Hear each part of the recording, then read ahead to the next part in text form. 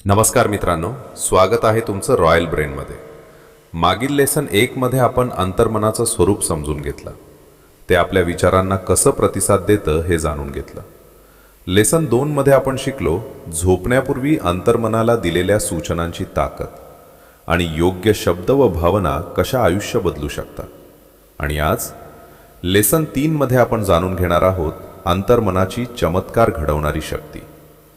आपले विचार, आपल्या भावना, आपल्या कल्पना या फक्त मानसिक प्रक्रिया नाहीत, त्या सृजनशक्ती आहेत. अंतर्मन आपल्याला दिलेल्या प्रत्येक ठाम विश्वासाला वास्तवात रूपांतरित करण्यासाठी कार्यरत असतं.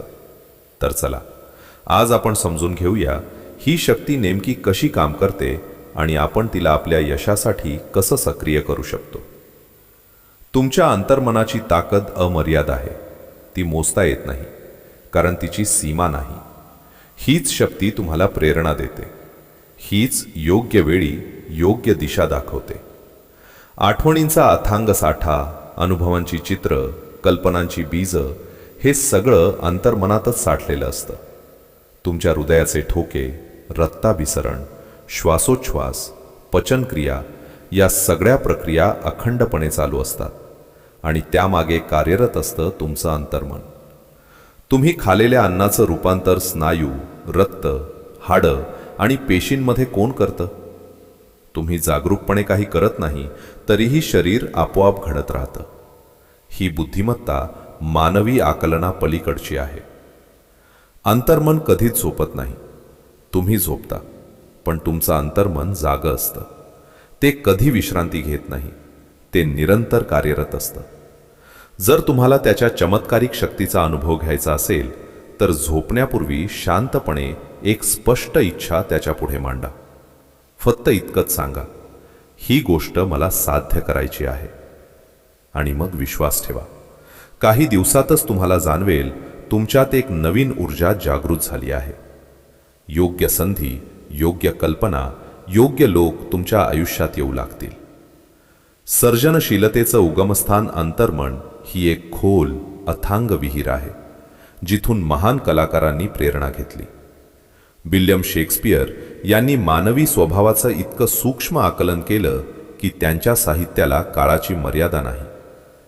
लुडविग वॅन बेथोवन यांनी श्रवणशक्ती गमावूनही अमर संगीत रचलं, कारण सूर बाहेरून नव्हे आतून येत होते. राफाएल यांनी निर्माण केलेली सौंदर्यपूर्ण चित्र आजही लोकांना थक्क करतात. या सगळ्यांचं प्रेरणास्थान एकच, अंतर्मनातील सर्जनशील शक्ती. मनाच्या शक्तीचा विलक्षण प्रयोग 1840च्या दशकात भारतातील बंगालमध्ये कार्यरत असलेले जेम्स एसडेल नावाचे स्कॉटिश शल्यचिकित्सक यांनी एक आश्चर्यकारक प्रयोग केला. त्या काळात आधुनिक भूलतंत्र नव्हतं, तरीही त्यांनी शेकडो मोठ्या शस्त्रक्रिया केल्या आणि त्या केवळ मानसिक संमोहनाच्या साहाय्याने. रुग्णांना वेदना जाणवत नसत. शस्त्रक्रियेनंतर मृत्यूदरही अत्यंत कमी होता. जंतुसंसर्गाविषयी संशोधन होण्यापूर्वीची ती वेळ. लुईस पॅस्चर आणि जोझेफ लिस्टर यांचं कार्य सुरू होण्याआधीची. डॉक्टर एस्कडेल रुग्णांच्या अंतर्मनाला सकारात्मक सूचना देत, तुम्ही सुरक्षित आहात, तुमचं शरीर निरोगीपणे बरे होत आहे, आणि रुग्णांचं अंतर्मन त्या सूचनांना प्रतिसाद देत असे. ही आहे अंतर्मनाची शक्ती. तुमच्यातील दिव्य सामर्थ्य अंतर्मन तुम्हाला भीतीपासून मुक्त करू शकतं, दुःखातून बाहेर काढू शकतं, अगदी गुंतागुंतीच्या प्रश्नांची उत्तरं देऊ शकतं. तुमच्या अंतरंगात एक दिव्य प्रकाश आहे, जो बुद्धीच्या मर्यादेपलीकडचा आहे. जेव्हा तुम्ही त्यावर विश्वास ठेवता तेव्हा जीवनात आश्चर्यकारक बदल घडतात. कदाचित ते चमत्कार वाटतील, पण ते तुमच्यात आधीपासून असलेल्या शक्तीचंच प्रकटीकरण असतं. तुमचं अंतर्मन तुमच्या आयुष्याचं जिवंत पुस्तक. तुमच्या अंतर्मनावर जे काही कोरलं जातं, विचार, श्रद्धा, मतं, तत्व, कल्पना, त्याचं प्रतिबिंब तुमच्या आयुष्यात दिसतं. बाह्य परिस्थिती, घडामोडी, अनुभव हे सगळं अंतर्मनात आधी उमटलेल्या ठशांचंच बाह्य रूप असतं. तुम्ही आत काय लिहिता तेच बाहेर जगता. आयुष्याला 2 स्तर असतात, एक दृश्य आणि एक अदृश्य, एक विचारांचा आणि एक प्रत्यक्ष अनुभवांचा. विचार हीच सुरुवात असते. जेव्हा तुम्ही एखादा विचार मनात ठेवता तेव्हा तुमच्या चेतासंस्थेत सूक्ष्म हालचाल निर्माण होते. तो विचार मेंदूपर्यंत पोहोचतो. तर्कबुद्धी त्याचा स्वीकार करते आणि मग तो अंतर्मनात साठवला जातो. एकदा अंतर्मनाने तो स्वीकारला की तो तुमच्या वास्तवाचा भाग बनतो. अंतर्मन वाद घालत नाही. अंतर्मनाला प्रश्न विचारण्याची सवय नसते. ते चर्चा करत नाही. ते फक्त आदेश पाळतं. तुमचं बाह्यमन ज्या विचारावर शिक्कामोर्तब करतं तोच विचार अंतर्मन सत्य मानतं. म्हणूनच तुम्ही तुमच्या आयुष्याच्या पुस्तकावर प्रत्येक क्षणी काहीतरी लिहित आहात. तुमचे विचारच तुमचे अनुभव बनतात. राल्फ वॉल्डो एमर्सन यांनी म्हटलं आहे, मनुष्य दिवसभर जो विचार करतो तसाच तो बनतो. अंतर्मनावर उमटलेली छाप कधीच वाया जात नाही. विल्यम जेम्स यांनी स्पष्ट सांगितलं, अंतर्मनात अफाट बुद्धिमत्ता, प्रचंड ज्ञान आणि विलक्षण सामर्थ्य दडलेलं आहे. तुम्ही त्यावर जे ठसवता ते साकार करण्यासाठी अंतर्मन अहोरात्र कार्यरत होतं.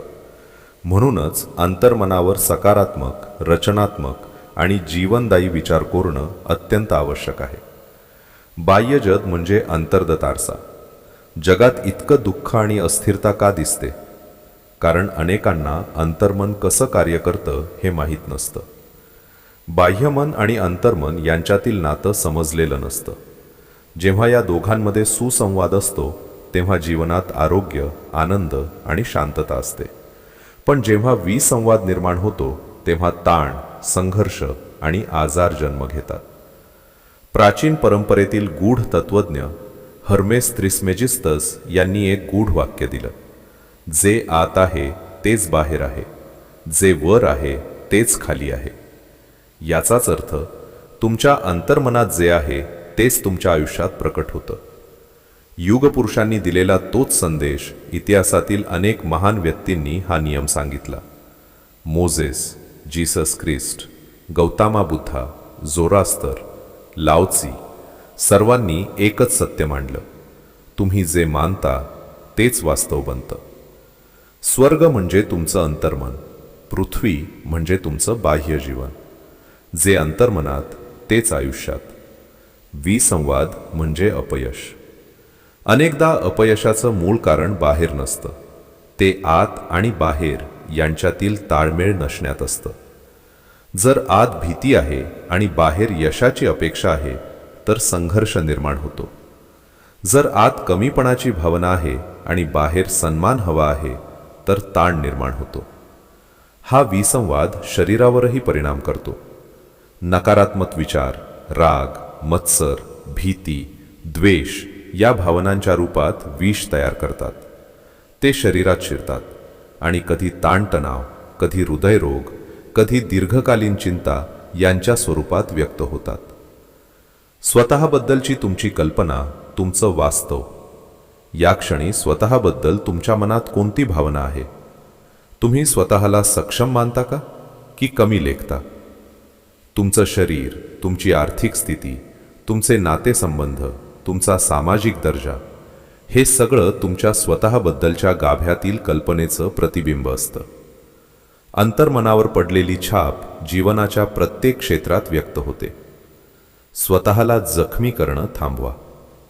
राग, ईर्षा, भीती, अपराधीपणा या भावना म्हणजे अंतर्मनात साचणारं विष. तुम्ही जन्मताना या भावना घेऊन आले नव्हता, त्या नंतरच्या अनुभवातून साठल्या.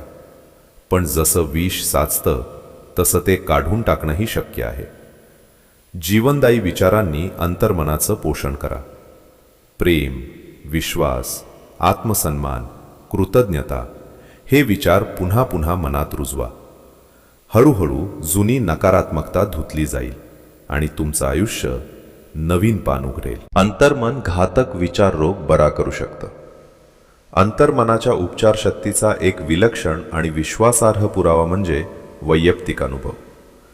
40 वर्षांपूर्वी मला एक गंभीर त्वचारोग झाला होता. मी तज्ज्ञ डॉक्टरांकडे गेलो.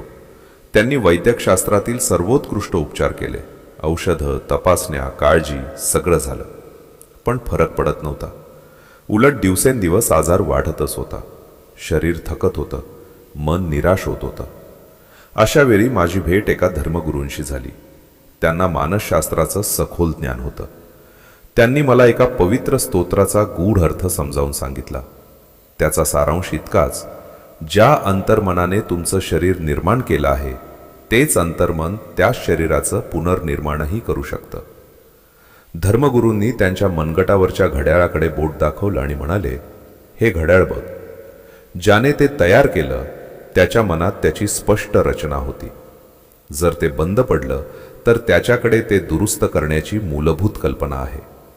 ते पुढे म्हणाले, तसंच तुमचं शरीर आहे. ज्याने ते निर्माण केलं त्या अंतर्मनाला ते पुन्हा संतुलित करण्याची पूर्ण क्षमता आहे. त्या क्षणी मला जाणवलं, माझं शरीर घडवणारं अंतर्मनही त्या घड्याळकारासारखंच आहे. त्याला माहीत आहे कोणती पेशी कशी काम करते, कोणता अवयव कसा संतुलित राहतो, कोणती प्रक्रिया कशी चालते. फक्त त्याला योग्य सूचना मिळायला हव्यात. सूचना म्हणजे कारण, आरोग्य म्हणजे परिणाम. साधी पण प्रभावी प्रार्थना मी दररोज 2 ते 3 वेळा मोठ्या श्रद्धेने ही प्रार्थना म्हणू लागलो.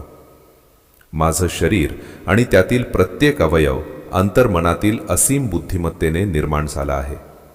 मला निरोगी कसं करायचं हे त्या बुद्धिमत्तेला पूर्ण माहीत आहे. माझ्या प्रत्येक पेशीत, प्रत्येक स्नायूमध्ये, प्रत्येक हाडात आरोग्याची ऊर्जा प्रवाहित होत आहे. मी पूर्णपणे निरोगी, संतुलित आणि सक्षम होत आहे. या उपचारासाठी मी कृतज्ञ आहे. मी ही प्रार्थना मनापासून म्हणत राहिलो. 3 महिन्यांनंतर माझा त्वचारोग पूर्णपणे नाहीसा झाला.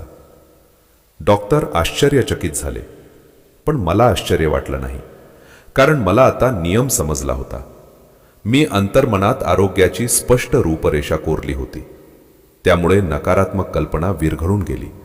शरीराच्या सर्व क्रियांवर अंतर्मनाचं नियंत्रण, तुम्ही जागे असाल किंवा झोपेत, तुमचं अंतर्मन अखंड काम करत असतं. तुमचं हृदय एका विशिष्ट लयीत धडधडतं. फुफ्फुसे श्वास घेतात, सोडतात. पेशी ऑक्सिजन घेतात आणि कार्बन डायऑक्साईड बाहेर टाकतात. पचनसंस्था, ग्रंथी, रक्ताभिसरण हे सगळं अचूक तालात चालू असतं. यात तुमच्या बाह्य मनाचा काहीही सहभाग नसतो. कल्पना करा, जर तुम्हाला सांगितलं आता तुमचं हृदय स्वतः नियंत्रित करा, तर काय होईल? तुम्ही अपयशी ठराल. कारण शरीरातील प्रक्रिया अत्यंत गुंतागुंतीच्या आणि परस्परावलंबी आहेत. आधुनिक वैद्यकातील सर्वात अद्भुत उपकरणही अंतर्मनाच्या सतत चालणाऱ्या कार्यापुढे लहान आहेत. समजा तुम्ही एका सुपरसॉनिक जेटमध्ये प्रवास करत आहात आणि अचानक तुम्ही कॉकपिटमध्ये जाऊन वैमानिकाला प्रश्न विचारू लागलात. तुम्हाला विमान चालवण्याचं ज्ञान नाही, पण तुमच्या शंकांनी त्याचं लक्ष विचलित होऊ शकतं. तसंच तुमचं बाह्यमन आहे. ते शरीर चालवत नाही, पण त्यातील शंका, भीती, काळजी अंतर्मनाच्या कार्यात अडथळा निर्माण करतात. तणाव, चिंता, निराशा हेच अनेक आजारांचं मूळ असतं. नकारात्मक विचार अंतर्मनातील सुसंवाद बिघडवतात. उपाय काय? जेव्हा तुम्हाला शारीरिक किंवा मानसिक अस्वस्थता जाणवते, सर्वात आधी थांबा. शरीर शिथिल करा. श्वास शांत करा. विचारांची गती कमी करा आणि अंतर्मनाशी संवाद साधा. त्याला सांगा, माझ्यात शांतता आहे, माझ्यात सुसंवाद आहे, दैवी संतुलन माझ्या शरीरात पुन्हा स्थापन होत आहे. अत्यंत ठाम विश्वासाने बोला. अंतर्मन वाद घालत नाही, ते आदेश स्वीकारतं. ज्या विश्वासाने तुम्ही सांगाल त्याच विश्वासाने ते प्रतिसाद देईल. अंतर्मनाकडून काम कसं करून घ्याल? सर्वप्रथम एक गोष्ट स्पष्ट समजून घ्या. तुमचं अंतर्मन अखंड कार्यरत असतं. तुम्ही त्याला आदेश दिलात किंवा नाही दिलात, ते 24 तास काम करतच असतं. ते शांत असतं, नीरव असतं, पण अत्यंत शक्तिशाली असतं. तुमचं शरीर, त्यातील प्रत्येक अवयव, प्रत्येक पेशी या सगळ्यांचा खरा निर्माता तुमचं अंतर्मन आहे. पण त्याची कार्यपद्धती आंतरिक आणि अदृश्य आहे. म्हणूनच ती तुम्हाला दिसत नाही, ऐकू येत नाही. बाह्यमनाची जबाबदारी आपला रोजचा संबंध बाह्यमनाशी असतो. म्हणून बाह्यमनाची दिशा योग्य ठेवणं ही आपली जबाबदारी आहे. तुम्ही नेहमी सर्वोत्तमाची अपेक्षा करा. तुमचे विचार सत्य, न्याय्य, सकारात्मक आणि सुसंवादी असू द्या. आजपासूनच स्वतःच्या विचारांवर लक्ष ठेवा. मनात, हृदयात आणि आत्म्यात ही गोष्ट खोलवर रुजवा. अंतर्मन तुमच्या सततच्या विचारानुसार कार्य करतं. तुम्ही जे वारंवार विचारता तेच ते सत्य मानून साकार करतं. पाणी ज्या पाईपमधून वाहतं त्याच आकाराचं होतं. तसंच तुमचं जीवन आहे. तुमचे विचार जसे तसंच तुमचं वास्तव. म्हणून स्वतःला ठामपणे सांगा, माझ्या अंतर्मनातील उपचारक शक्ती, आरोग्य, शांतता, आनंद आणि समृद्धीच्या रूपाने माझ्यातून प्रवाहित होत आहे. त्या शक्तीची कल्पना करा, जणू एखाद्या तेजस्वी प्रकाशासारखी, जी तुम्हाला प्रेरणा देते, उभारी देते आणि सतत पुढे नेत असते. तुमच्या विश्वासानुसार ती शक्ती प्रतिसाद देईल. अंतर्मनाचे उपचारक सिद्धांत. नेत्रज्योती पुन्हा जागवतात. जगात अनेक तीर्थस्थळे आहेत. त्यापैकी एक प्रसिद्ध स्थळ म्हणजे लुर्द, फ्रान्समधील पवित्र स्थान. तेथे हजारो उपचारांच्या नोंदी जतन केलेल्या आहेत. मादाम बायर यांची कथा त्यापैकी एक. त्यांच्या डोळ्यांतील मज्जातंतू निकामी झाले होते. त्या पूर्ण अंध झाल्या होत्या. त्या श्रद्धेने त्या पवित्र स्थळी गेल्या आणि काही काळानंतर त्यांची दृष्टी परत आली. डॉक्टरांनी तपासूनही सांगितलं, मज्जातंतू पूर्वी निकामी होते, पण तरीही त्या पाहू शकत होत्या. काही महिन्यांनंतरच्या तपासणीत त्यांची दृष्टी पूर्णपणे सामान्य झाली होती. चमत्कार की अंतर्मन. त्या पाण्यामुळे त्या बऱ्यांच्या श्रद्धेमुळे त्यांच्या अंतर्मनाने प्रतिसाद दिला होता. श्रद्धा म्हणजे काय? एखादी गोष्ट पूर्ण सत्य आहे असं मनापासून स्वीकारणं. अंतर्मनाने जो विचार स्वीकारला त्याची अंमलबजावणी आपोआप होते. त्या पूर्ण विश्वासाने गेल्या होत्या, मी बरी होणारच. त्या विश्वासानेच त्यांच्यातील उपचारक शक्ती जागृत झाली. ज्या अंतर्मनाने डोळ्यांची निर्मिती केली तेच त्यांची पुनर्निर्मिती करू शकतं. तुमचा जसा विश्वास तसाच परिणाम. संपूर्ण आरोग्याची कल्पना अंतर्मनापर्यंत पोहोचवा. दक्षिण आफ्रिकेतील जोहान्सबर्ग येथे एक पाद्री मला भेटले. त्यांनी फुफ्फुसाच्या कर्करोगावर मात केली होती. त्यांनी वापरलेली पद्धत सोपी होती. संपूर्ण आरोग्याची स्पष्ट मानसिक प्रतिमा अंतर्मनात रुजवणं. ते दिवसातून अनेक वेळा स्वतःला पूर्णपणे शिथिल करत. ते हळूहळू शरीराला सूचना देत, माझी पावलं शांत झाली आहेत, माझे पाय शिथिल झाले आहेत, माझं हृदय शांत आहे, माझी फुफ्फुसे संतुलित आहेत, माझं संपूर्ण अस्तित्व शांत आहे. 5 मिनिटात ते अर्ध्या झोपेच्या अवस्थेत जात आणि मग म्हणत, ईश्वराची परिपूर्णता माझ्यातून व्यक्त होत आहे. संपूर्ण आरोग्याची प्रतिमा माझ्या अंतर्मनात स्पष्ट आहे. ही परिपूर्ण प्रतिमा माझ्या शरीराची पुनर्निर्मिती करत आहे. काही काळात ते पूर्णपणे बरे झाले. मानसिक चित्र, प्रभावी तंत्र. 1. अधू झालेल्या व्यक्तीला मी सांगितलं, स्वतःचं एक जिवंत चित्र मनात रंगवा. स्वतःला कार्यालयात चालताना बघा, टेबलला स्पर्श करताना बघा, फोन उचलताना बघा. जणू तुम्ही पूर्ण निरोगी आहात असं स्पष्ट चित्र. त्यांनी अनेक आठवडे हे चित्र मनात ठेवलं. एक दिवस घरात कोणी नव्हतं. फोन वाजला. फोन 12 फूट दूर होता. पण ते उठले, चालले आणि फोन उचलला. त्या क्षणापासून त्यांचा आजार मागे पडला, कारण अंतर्मनाने त्या स्पष्ट प्रतिमेला प्रतिसाद दिला होता. अंतिम सत्य. तुम्ही विश्वास ठेवून जे काही मागाल ते तुम्हाला मिळू शकतं. तुमच्या अंतर्मनात आरोग्याची, शांततेची, यशाची स्पष्ट प्रतिमा रुजवा. ती श्रद्धेने जपा. अंतर्मन शांत आहे, पण ते शक्तिशाली आहे. ते तुमच्या आदेशांची वाट पाहत आहे, हे लक्षात ठेवा. 1. तुमचं अंतर्मन तुमच्या शरीरातील सर्व महत्त्वपूर्ण क्रियांचं नियमन करतं. त्याला सगळ्या प्रश्नांची उत्तरं माहीत असतात. ते शांत आहे, पण अत्यंत सामर्थ्यवान आहे. 2. झोपी जाण्यापूर्वी तुमच्या अंतर्मनाला विशिष्ट, स्पष्ट सूचना द्या. विश्वासाने द्या आणि मग त्या चमत्कार घडवून आणणाऱ्या शक्तीचा अनुभव घ्या. 3. तुम्ही तुमच्या अंतर्मनावर ज्या विचारांची छाप सोडता ते विचार परिस्थिती, अनुभव आणि घटनांच्या रूपात प्रकट होतात.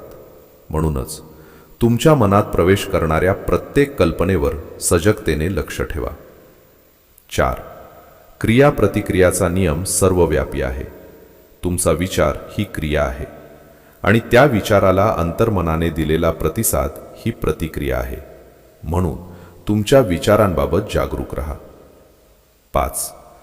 अपूर्ण राहिलेल्या इच्छांमुळे अपयश निर्माण होतं.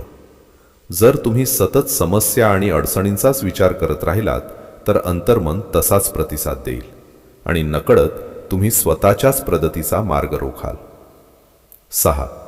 स्वतःला सांगा, ज्या अदृश्य शक्तीने मला ही इच्छा दिली आहे तीच शक्ती ती इच्छा पूर्ण करत आहे.